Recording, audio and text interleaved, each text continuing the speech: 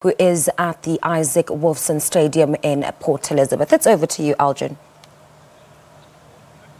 Good morning again. We continue with our coverage of this May Day rally that will be taking place here at this particular stadium. Of course, today the main May Day rally will be taking place here, where President Cyril Ramaphosa will be delivering the keynote address. And as we've been saying throughout the morning, it will be the first time that he delivers the keynote address to a federation, really, that was the first one to launch the campaign for Cyril Ramaphosa to be elected as president of the ANC, succeeding the former president Jacob Zuma. But right now, joined by the Director General of the Department of Labour, Ubabutobile Lamatu, who's going to speak to us more about some of these stickling issues. One in particular being today was supposed to be the day that the national minimum wage is implemented, but there have been some issues. Good morning, and good morning to the viewers. Yes, we were hoping that today we were going to implement the national minimum wage, but unfortunately, due to parliamentary processes, we were unable to do so. However, the issue of a national minimum wage has been decided upon. It's going to take place. It's just a question of finalizing the few issues that are part of the parliamentary process, and we hoping that from now up until maybe August, September, the president will be able to announce the implementation of the national minimum wage. What are those processes heading up to August or September? You remember that the bills were sent to Parliament for the Portfolio Committee to start its own process.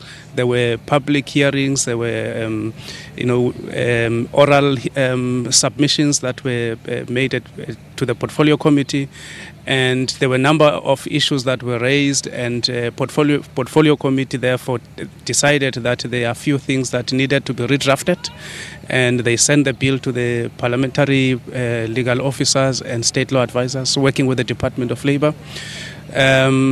This week we're going back to Parliament. Portfolio Committee has to go through the bills clause by clause to satisfy itself that everything that they said must be redrafted has been redrafted. And then once the bills are once the committee is through with the bills, they will then go to the National Assembly, and after the National Assembly they will go to the NCOP, a select committee, for further processing. And once the NCOP has finalized those bills, they will then go to President for the President to assent and sign them off as acts.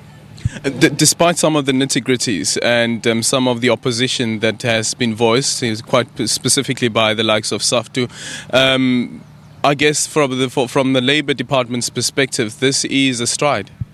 It is indeed. Currently, there are almost 2.3 million workers in different sectors that are not covered by any wage regulation.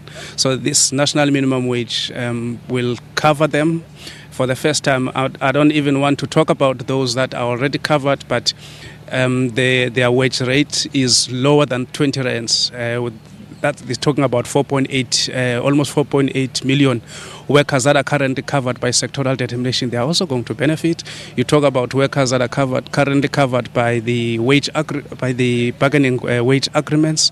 They are also going to be covered. So it's a huge stride, and it's going to uplift a lot of workers. DG, just before I let you go, the ongoing bus strike, we saw that the Minister of Labour, Mildred Oliphant, tried to intervene, but it seems that there is no end in sight here. We're hoping that the intervention that has been made by both ministers, Minister of Labour and Minister of Transport, is going to yield positive results. We are told that this week the parties are going back to the negotiation table, and we are hoping that this week they will announce that there's an end to the strike. We are also aware that there's an offer that's on the table, and the workers were asked to go and consider that offer. They are coming back. We haven't heard as to whether they have agreed to it or not, but we're hoping that the strike will end most probably this week. And what was the scope of the minister's intervention? Remember, the minister, in terms of the current Labor Relations Act, she intervenes through Section 150 of the Section 50 of the Labor Relations Act, which means that she asked the CCMA to intervene. But she then felt that even though CCMA has been intervening, she needed to go and talk to the parties herself, together with the Minister of Transport, to try and find out what are the other sticky issues that were making it difficult for the parties to reach a settlement. And she has done that, and I think that exercise has also helped.